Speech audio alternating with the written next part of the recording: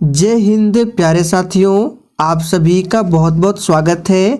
Diwakar study IQ पर दिल्ली सल्तनत काफ़ी ज़्यादा इम्पॉर्टेंट टॉपिक है अगर आप किसी भी कॉम्पिटिटिव एग्ज़ाम की तैयारी करते हो। और दोस्तों, अभी रिसेंटली एसएससी जीडी का एग्ज़ाम चल रहा है और उसमें बहुत सारे प्रश्न दिल्ली सल्तनत से भी पूछे जा रहे हैं। तो चलिए आज की इस वीडियो में दिल्ली सल्तनत के बारे में पूरे डिटेल में पढ़ते हैं। तो दोस्तों, सेशन का पहला प्रश्न है, दिल्ली सल्तनत शासित हुआ था कुल, यानी कि आपको बताना है दिल्ली सल्तनत पर कितने राजवंशों ने शासन किया था। और देखिए, अगर आपको पहले से किसी भी प्रश्न का आंसर आता है तो आप लोगों को कमेंट बॉक्स में अपना अपना आंसर लिखते जाना है ताकि आपका प्रॉपर रिवीजन हो सके। तो देखिए, दिल्ली सल्तनत शासित हुआ था कुल 5 राजवंशों द्वारा। अब देखिए 5 राजवंश कौन कौन से हैं तो ध्यान दीजिए। तो देखिए, दिल्ली सल्तनत का पहला वंश है गुलाम वंश 1206 से 1290। उसके बाद खिलजी वंश है, तुगलक वंश है, सैयद वंश है और लास्ट में है लोधी वंश। तो आपको इसको ध्यान रखना है, लोधी वंश को एग्जाम में प्रश्न पूछा गया था कि दिल्ली सल्तनत का आखिरी वंश कौन सा था, तो लोधी वंश, और पहला वंश गुलाम वंश। तो पहला और आखिरी को ध्यान रखना है। नेक्स्ट क्वेश्चन है, भारत में गुलाम वंश का संस्थापक कौन था। तो जैसे कि अभी हमने आपको बताया कि गुलाम वंश जो है ये दिल्ली सल्तनत का पहला वंश है और इसकी स्थापना किसके द्वारा किया गया था, तो याद रखिएगा कुतुबुद्दीन ऐबक द्वारा गुलाम वंश की स्थापना की जाती है। देखिए, गुलाम वंश को मामलुक वंश भी कहा जाता है और गुलाम वंश के संस्थापक जो कुतुबुद्दीन ऐबक है इनको लाख बख्श के नाम से भी जाना जाता है। तो ये प्रश्न काफ़ी बार एग्जाम में रिपीट हुआ है कि लाख बख्श के नाम से किस शासक को जाना जाता है, तो याद रखिएगा कुतुबुद्दीन ऐबक को। तीसरा प्रश्न है, इनमें से किसके द्वारा दिल्ली सल्तनत में एकता प्रणाली को संस्थागत रूप में लागू किया गया था। तो देखिए, तीसरे प्रश्न का आंसर है ए ऑप्शन, इल्तुतमिश के द्वारा एकता प्रणाली को लागू किया गया था। अब चलिए बात करते हैं कि एकता प्रणाली क्या होता है। तो देखिए, एकता प्रणाली में सैनिकों को जो वेतन दिया जाता था वह धन के जगह पर भूमि प्रदान की जाती थी और इसे ही एकता प्रणाली कहा जाता है। तो याद रखना है, एकता प्रणाली की शुरुआत किसने किया था, तो इल्तुतमिश ने।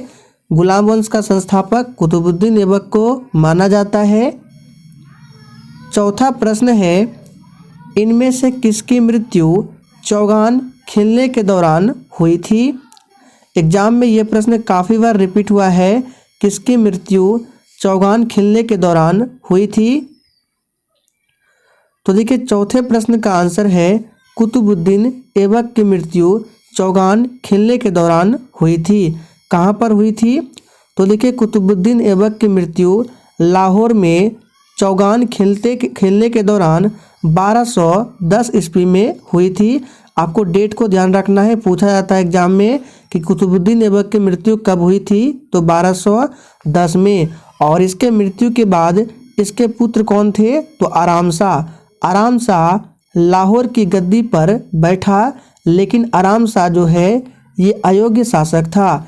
इसने केवल 8 महीनों तक शासन किया और फिर 1211 में इल्तुतमिश ने इसे हटाकर खुद शासक बन गया। तो ध्यान रखना है, कुतुबुद्दीन ऐबक के बाद आराम शाह, अगर ऑप्शन में आराम शाह ना हो तो आपको इल्तुतमिश को आंसर देना है, यानी कि गुलाम वंश में कुतुबुद्दीन ऐबक के बाद कौन आता है, तो इल्तुतमिश आता है। पांचवा प्रश्न है, खालिस्तान ने नौरोज नामक प्रसिद्ध भारतीय त्यौहार की शुरुआत की थी। देखिए, एग्जाम के लिए बहुत ही महत्वपूर्ण प्रश्न है। तो पांचवें प्रश्न का आंसर है गयासुद्दीन बलबन। गयासुद्दीन बलबन ने नवरोज नामक प्रसिद्ध फारसी त्यौहार की शुरुआत की थी, जिसे फारसी में इसका मतलब होता है नया साल। छठा प्रश्न है, खालिस्तान के बीच की अवधि को दिल्ली सल्तनत की अवधि के रूप में जाना जाता है? तो छठे प्रश्न का आंसर क्या होगा? तो सी ऑप्शन है 1206 से लेकर 1526 की अवधि को दिल्ली सल्तनत की अवधि के रूप में जाना जाता है। सातवां प्रश्न है रजिया सुल्तान खालिस्तान की बेटी थी। ये भी प्रश्न एग्जाम में रिपीट हुआ है। रजिया सुल्तान किसकी बेटी थी? तो बिल्कुल सही जवाब है रजिया सुल्तान इल्तुतमिश की बेटी थी। आठवां प्रश्न है कुतुबुद्दीन ऐबक और रजिया सुल्तान किस राजवंश से संबंधित थे? तो यहाँ पर आप कुतुबुद्दीन ऐबक को आंसर कर सकते हैं। कुतुबुद्दीन ऐबक गुलाम वंश का संस्थापक था। अब देखिए ऑप्शन में गुलाम वंश नहीं दिया गया है, तो हमने आपको अभी बताया था कि गुलाम वंश को मामलुक वंश भी कहा जाता है। तो इसका सही जवाब होगा मामलुक वंश। नेक्स्ट क्वेश्चन है खालिस्तान खिलजी वंश का प्रथम शासक कौन था? तो देखिए इस प्रश्न का सही आंसर है डी ऑप्शन जलालुद्दीन फिरोज खिलजी। ये जो है खिलजी वंश का प्रथम शासक था। नेक्स्ट क्वेश्चन एक प्रसिद्ध यात्री इब्न बतूता कहाँ का मूल निवासी था? तो याद रखिएगा ये प्रसिद्ध यात्री इब्न बतूता जो है ये मोरक्को का मूल निवासी था और ये किसके दरबार में आया था? तो मोहम्मद बिन तुगलक के शासनकाल में भारत आया था। ध्यान रखना है मोहम्मद बिन तुगलक के शासनकाल में। अगला प्रश्न है दिल्ली सल्तनत का सबसे बड़ा विस्तार किसके शासनकाल में देखा गया? ये प्रश्न आप लोगों के लिए इम्पोर्टेंट रह सकता है। दिल्ली सल्तनत का सबसे बड़ा विस्तार किसके शासनकाल में देखा गया? सही जवाब है मोहम्मद बिन तुगलक। ध्यान रखना है। आगे देखिए किस सम्राट ने अपनी राजधानी दिल्ली से दौलताबाद स्थानांतरित की थी? एग्जाम के लिए वेरी वेरी इंपॉर्टेंट प्रश्न है, इसको मार्क करके रख लेना, एग्जाम में पूछ सकता है। तो देखिए किस सम्राट ने अपनी राजधानी दिल्ली से दौलताबाद स्थानांतरित की थी? तो सही जवाब है मोहम्मद बिन तुगलक। सी ऑप्शन अगर आप लोगों ने दिया है तो आपका बिल्कुल सही आंसर है। अगला प्रश्न है आगरा शहर किसने बसाया था? काफ़ी बार एग्जाम में ये प्रश्न रिपीट हुआ है और एसएससी जीडी के एग्जाम में भी पूछा गया प्रश्न है आगरा शहर को किसने बसाया? तो देखिए 13 नंबर प्रश्न का आंसर है बी ऑप्शन सिकंदर लोदी। देखिए लोदी वंश की स्थापना बहलोल लोदी ने की थी और उसके बाद सिकंदर लोदी आता है। और ध्यान रखिए हमने आपको बताया कि लोदी वंश जो है ये दिल्ली सल्तनत का आखिरी वंश था। और देखिए सिकंदर लोदी ने 1504 में आगरा शहर बसाया था। तो डेट को भी ध्यान रखना है। आगरा शहर को किसने बसाया था? तो सिकंदर लोदी ने। कब? तो 1504 में। और 1506 में सिकंदर लोदी ने अपनी राजधानी दिल्ली से कहाँ ले गया? तो आगरा ले गया था। ध्यान रखना है बसाया था 1504 में लेकिन राजधानी बनाया था 1506 में। आगे देखिए लोदी वंश का संस्थापक कौन था? तो जैसे कि अभी हमने आपको बताया कि लोदी वंश का संस्थापक कौन था? तो बहलोल लोदी। और लोदी वंश का आखिरी शासक पूछे तो इब्राहिम लोदी। इब्राहिम लोदी जो है ऑप्शन ए में ये लोदी वंश का आखिरी शासक है जो कि 1526 ईस्वी में पानीपत के प्रथम युद्ध में मारा गया था। आप यहाँ पढ़ सकते हैं दिल्ली सल्तनत का आखिरी वंश लोदी वंश था जिसकी स्थापना बहलोल लोदी ने की थी। इस वंश का काल 1451 से 1526 तक रहा और पानीपत के प्रथम युद्ध जो कि 1526 में होता है बाबर के हाथों लोदी वंश के अंतिम शासक जो कि इब्राहिम लोदी है की हार के साथ दिल्ली सल्तनत का पतन हो जाता है। और उसके बाद आता है मुगल वंश, याद रखना है, मुगल वंश की स्थापना बाबर के द्वारा की जाती है। आगे देखिए, इब्राहिम लोदी 1526 में पानीपत की पहली लड़ाई में किसके द्वारा मारा गया था? तो इसका आंसर क्या होगा? डी ऑप्शन, बाबर के द्वारा मारा गया था। आगे देखिए, इनमें से किसने अजमेर में 2.5 दिन का झोपड़ा निर्माण कराया था? ये प्रश्न एग्जाम के लिए बहुत ज़्यादा महत्वपूर्ण है, काफ़ी बार एग्जाम में रिपीट हुआ है। तो सही जवाब है बी ऑप्शन, कुतुबुद्दीन ऐबक ने निर्माण करवाया था। देखिए, गुलाम वंश का संस्थापक कुतुबुद्दीन ऐबक है, जिन्होंने अजमेर में 2.5 दिन का झोपड़ा नामक मस्जिद का निर्माण करवाया था। आगे देखिए, कुतुब मीनार का निर्माण किसने पूरा करवाया था?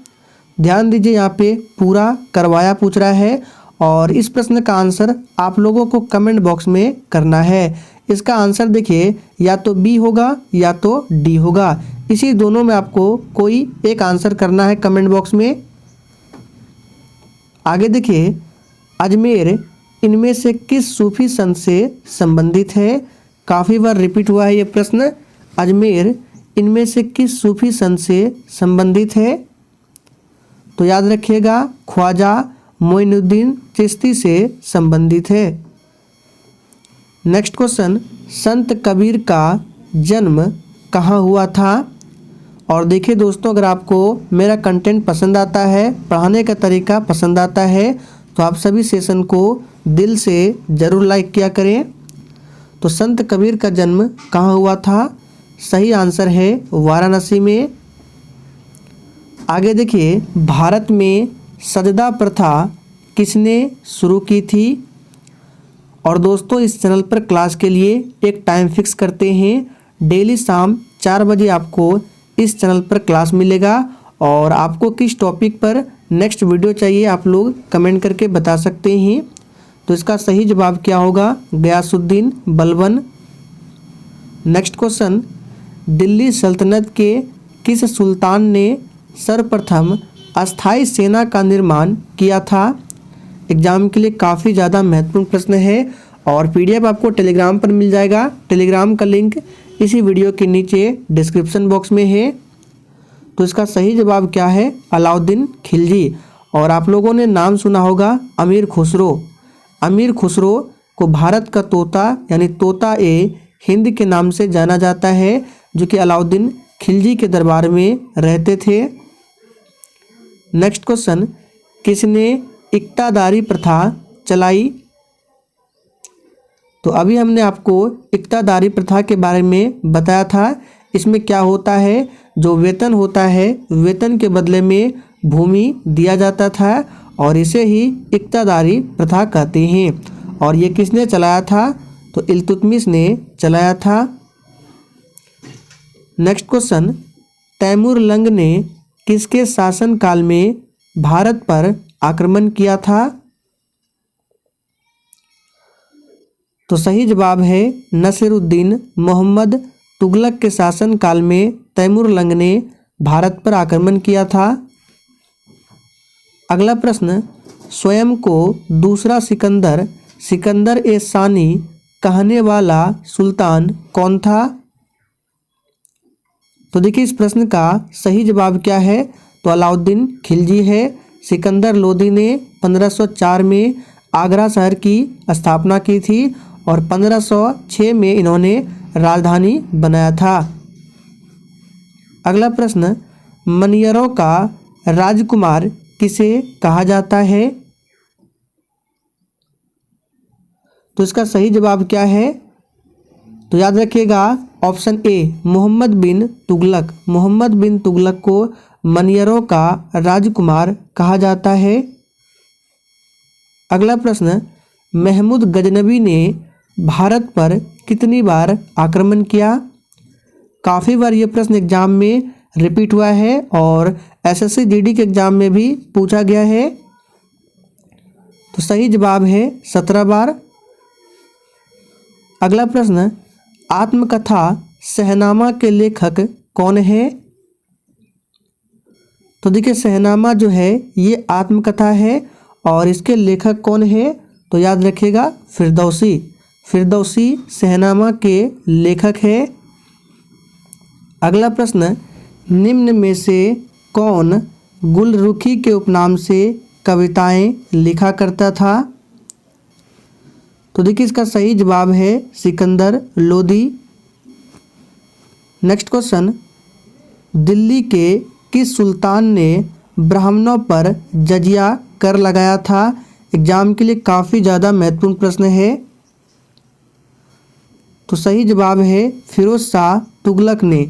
याद रखना है फिरोज शाह तुगलक ने ब्राह्मणों पर भी जजिया कर को लगाया था। आज के सेशन का आखिरी प्रश्न है, लाख बख्श के नाम से जाना जाने वाला भारतीय शासक कौन था? तो देखिए इसका सही जवाब है कुतुबुद्दीन ऐबक को लाख बख्श के नाम से जाना जाता था। क्यों जाना जाता था?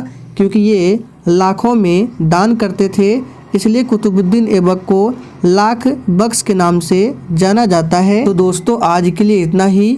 अगर सेशन थोड़ा भी पसंद आया हो तो सेशन को अधिक से अधिक शेयर जरूर करना।